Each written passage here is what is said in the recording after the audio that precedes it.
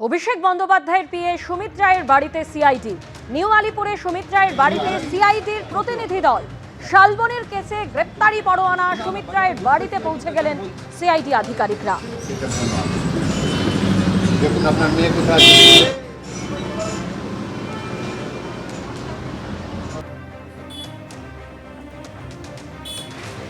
প্রসঙ্গত আপনাদের জানিয়ে রাখি, শালবনী ও জেবরা থানা দুটি মামলারই তদন্তভার নিল সিআইডি। আর এই তদন্তভার নেবার পরেই শালবনীর কেসে গ্রেপ্তারি পরোয়ানা নিয়ে একেবারে সুমিত রায় নিউ আলিপুরের বাড়িতে পৌঁছে গেলেন সিআইডির আধিকারিকরা। জানেন না বললে হবে, সেটাই যদি জানতাম।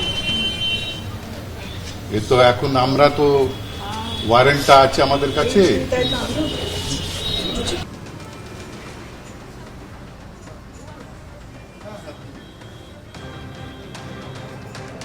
তারা সুমিত রায়ের খোঁজ করতে থাকেন, তার মায়ের সঙ্গে তারা কথা বলেন। আজ তদন্তভার নেবার পরই নিউ আলিপুরের বাড়িতে সিআইডির আধিকারিকরা পৌঁছে যান। তারা বেশ কিছুক্ষণ সেখানে অপেক্ষা করেন এবং সুমিত রায় কোথায় তা তার মায়ের কাছ থেকে জানতে চান সিআইডির আধিকারিকরা। কারণ তাদের কাছে অ্যারেস্ট ওয়ারেন্ট রয়েছে।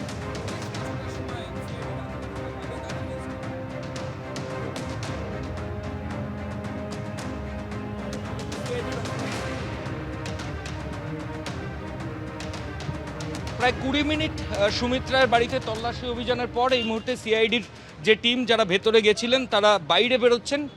6:20 নাগাদ সিআইডির আধিকারিকরা কথা বলা শুরু করেন সুমিত রায়ের মায়ের সঙ্গে, কিন্তু প্রথমে তারা ভেতরে ঢুকতে পারেননি।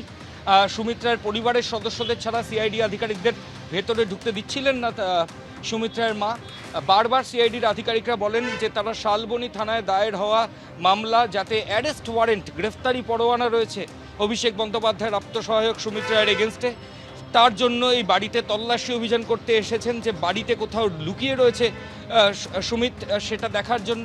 কিন্তু পরিবারের সদস্যরা প্রথমে অনুমতি না দিলেও পরে কিছুক্ষণ পরে তারা অনুমতি দেন এবং ভেতরে সিআইডির আধিকারিকরা যান এবং তারা একজন ভিডিওগ্রাফার, একজন ফটোগ্রাফারকে নিয়ে ভেতরে যান এবং সঙ্গে মহিলা আধিকারিক যারা সিআইডির তারাও ছিলেন।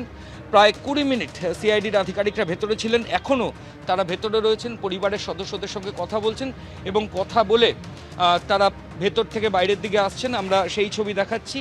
6:30টার সময় সিআইডি আধিকারিকরা ভেতরে গেছিলেন এবং প্রায় 20 মিনিট পর তারা ভেতর থেকে বাইরে আসছেন।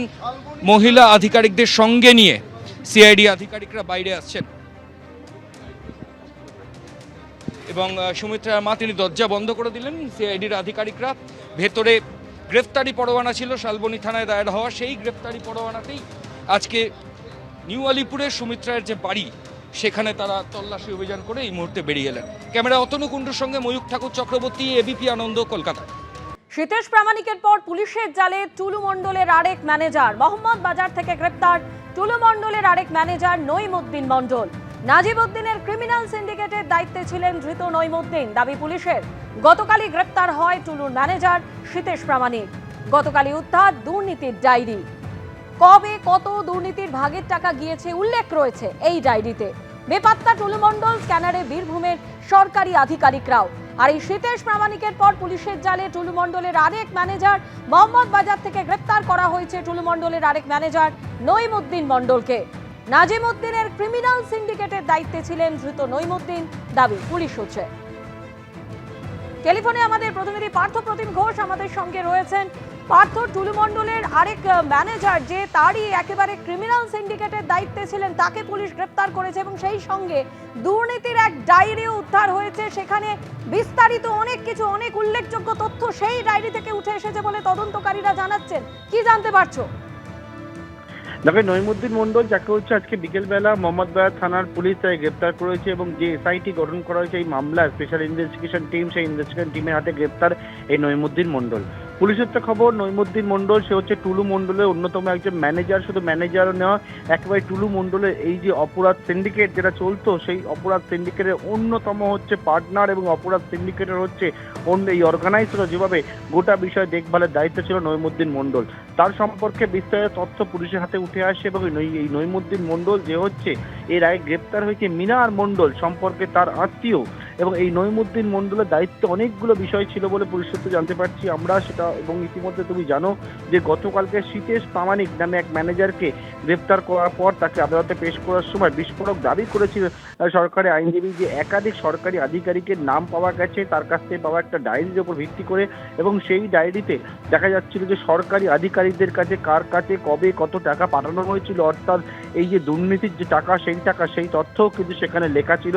সেটা অলরেডি ইতিমধ্যেই কিন্তু ইনভেস্টিগেশন পার্টে চলে এসেছে। এবং এই মামলায় তুমি জানো মৃণাল মণ্ডল গ্রেপ্তার করার পর টুলু মণ্ডল সে পলাতক রয়েছে। অন্যদিকে হচ্ছে গতকালকে শীতেশ প্রামাণিককে গ্রেপ্তার করে নিজের হেফাজতে নিয়েছে পুলিশ, এবং আজকে বিকেলবেলা টুলু মণ্ডলের আরও এক অন্যতম সঙ্গী সহযোগী এবং টুলু মণ্ডলের ম্যানেজার বলে জানতে পারা যাচ্ছে এই নইমুদ্দিন মণ্ডল তাই গ্রেপ্তার করেছে পুলিশ। অর্থাৎ এই যে মামলা টাকা উদ্ধারের ঘটনা সেই মামলায় কিন্তু ইতিমধ্যে মোট 3 জনকে পুলিশ গ্রেপ্তার করলো এখনো পর্যন্ত। ধন্যবাদ পার্থ। এবিপি আনন্দ এগিয়ে থাকে, এগিয়ে রাখে।